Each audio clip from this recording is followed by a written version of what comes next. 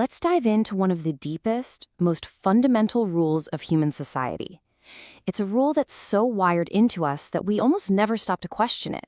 But when you do, you find a puzzle that is just full of fascinating and honestly pretty wild contradictions. So here's the big question. Why is there a nearly universal taboo against incest? This deep-seated horror of incest is one of the very few things you can find in almost every single human culture. Across time, across the globe, there is this profound feeling against sexual relationships between the closest of kin. But, and this is where the puzzle really begins, who exactly counts as close kin? Because the second you start looking at the actual rules, that universal feeling just completely shatters. You've got some cultures where a man has an actual right to marry his cousin. Then, in others, marrying any cousin could land you in serious trouble.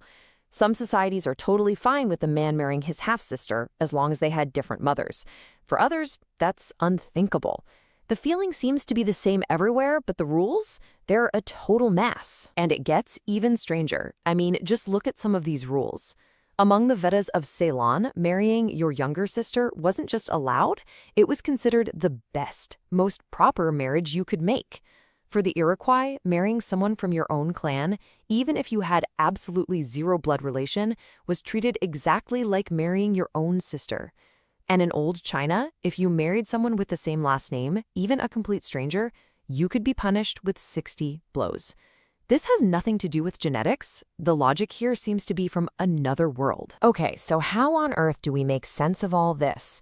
People have been trying for centuries. The most obvious answer seems to be that it's all about blood relations, right?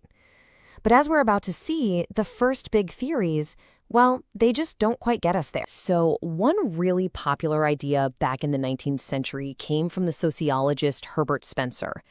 Here was the thinking. Early tribes were always fighting. Capturing women from your enemies wasn't just practical, it was a huge status symbol. A foreign wife was a trophy. She was living proof that your clan was strong. And this, Spencer said, created a preference for marrying out that eventually became a hard and fast rule. But you can probably see the problem here. Does wanting a trophy wife really explain that deep psychological horror that people feel about incest, especially between a mother and son? It might explain why a society prefers one kind of marriage over another, but it doesn't get to that gut-level feeling of revulsion that's at the very heart of the taboo. All right, so if it's not about status symbols, what about the other obvious explanation? The one that sounds a bit more scientific. Maybe our ancestors were just really keen observers. Maybe they noticed that children born from closely related parents weren't always as healthy, so they created the taboo as a kind of ancient public health warning. Yeah, but that one doesn't really hold up either. First, it assumes early people had a pretty sophisticated understanding of how heredity works, which is a bit of a stretch. But more importantly, just think about human nature. Even if they knew the risks, would that knowledge alone be enough to create such a powerful, emotional taboo that spans the entire globe? It just seems unlikely. So if it's not about status, and it's not some kind of early health code, then what in the world is it? This is the big twist. The key insight is that the answer isn't about blood. It's about childhood. It's about who you grow up with. And this brings us to a truly groundbreaking idea from a sociologist named Edvard Westermarck. He basically said that, for centuries, we've all been looking in the wrong place.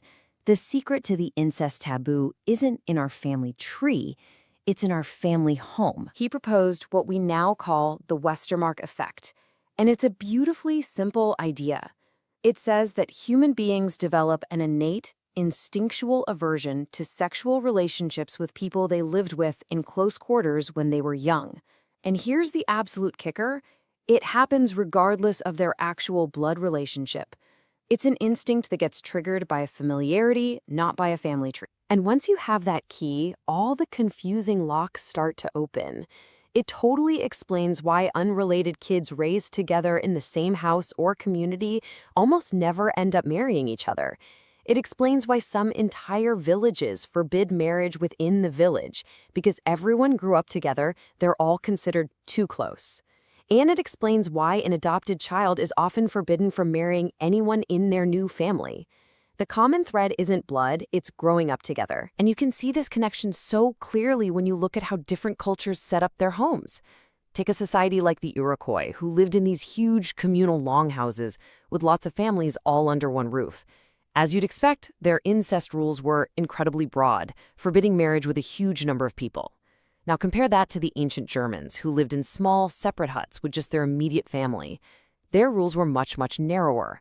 The pattern is undeniable. The more people you grow up with, the wider the circle of people you're not attracted to becomes. This proximity theory even cracks that really confusing half-sibling puzzle. Remember how in some societies you can't marry your mom's other kids, but you can marry your dad's kids from another wife? Why? Well, it's simple.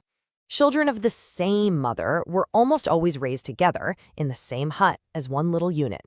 But children of different mothers, they were often raised in totally separate huts, like separate little families. They didn't have that intense day-in, day-out proximity, so that sexual aversion just never kicked in. Okay, so we've got a psychological mechanism. Growing up close to someone triggers sexual aversion. That explains the how, but it doesn't really explain the why.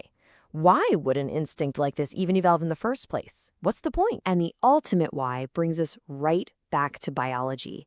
As Darwin and countless others have shown, close inbreeding is generally a really, really bad strategy for a species.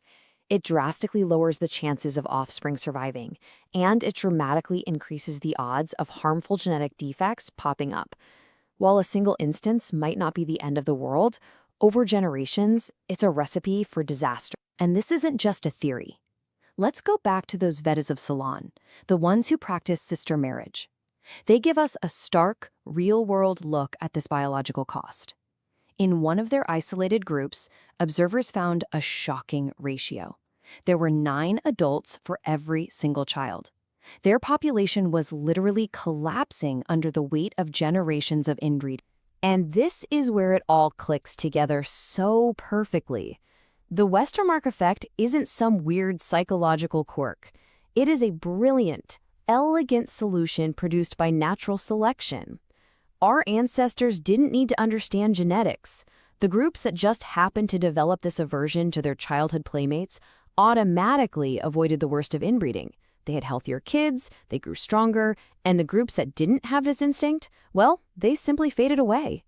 The instinct is the how, but survival, that's the why. It's a truth so powerful that it's been captured in folk wisdom for thousands of years. There's an ancient Arab proverb that sums it all up. Marry the distant, marry not the near. It just perfectly captures this entire evolutionary story. So in the end, the horror of incest isn't some arbitrary social rule. It's a deep-seated biological safeguard, an instinct that's not aimed at a list of relatives on a family tree, but at the people we share a home with as kids. It's a mechanism that has protected the health of our species for millennia. And it really makes you wonder, in our modern world of small families and digital communities, how might this ancient instinct be changing? Right now, without us even noticing.